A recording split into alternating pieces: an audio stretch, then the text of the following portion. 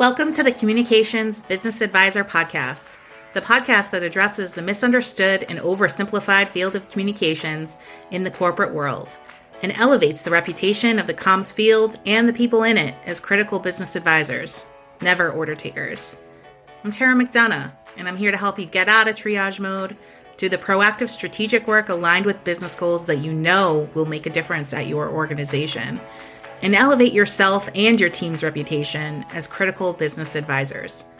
Because as a communications leader, you know that when you can be proactive and strategic, aligning your communications strategy with business goals, you do your best work. And you also know what it's like to be in constant triage, to tackle the inbound, the last minute, the tactical requests, the crisis that could have been avoided if you'd only been involved earlier. It feels a bit like throwing darts blindfolded. Worse, sometimes the dartboard isn't even there. It feels reckless and irritating, and like you know you can do better if you're just given the space to operate at that higher level. If they just listened. It seems impossible to think that you can get out of that triage mode and do mostly proactive strategic work. You're working ridiculously long hours right now, juggling a huge volume of inbound tasks, and doing it with a tiny team and even tinier budget.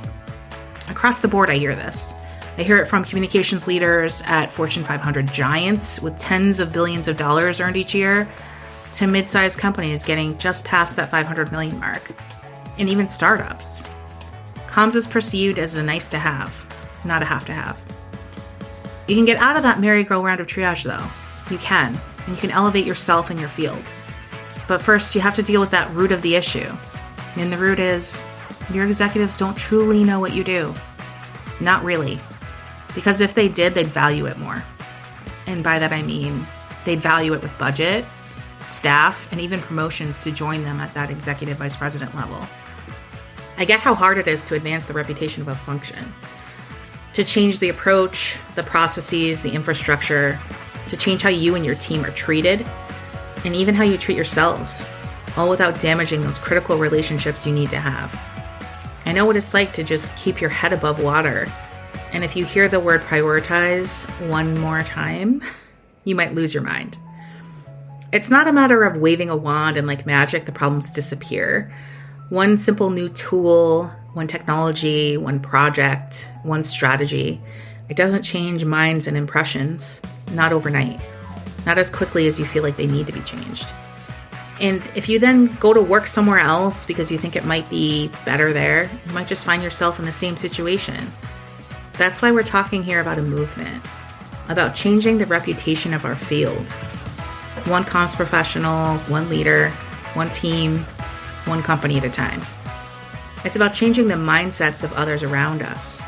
It's about educating executives about what we can do without schooling them in our function. And it's about constantly learning ourselves. It's showing the C-suite of the impact of our work when we align it with those business goals. As an activist for communications professionals being treated as critical business advisors, not order takers, I'm here to ignite a movement to achieve a corporate world that not only invites communicators to act as critical business advisors, but expects it. Our field will elevate as we learn to join one another in this vision and advance our field and ourselves. It's the difference between being invited to the table with an expectation that you'll be grateful that you're included and expected at that table because the company can't move forward without hearing your input. Because what we do as communications leaders is critical, and it's so often oversimplified and misunderstood.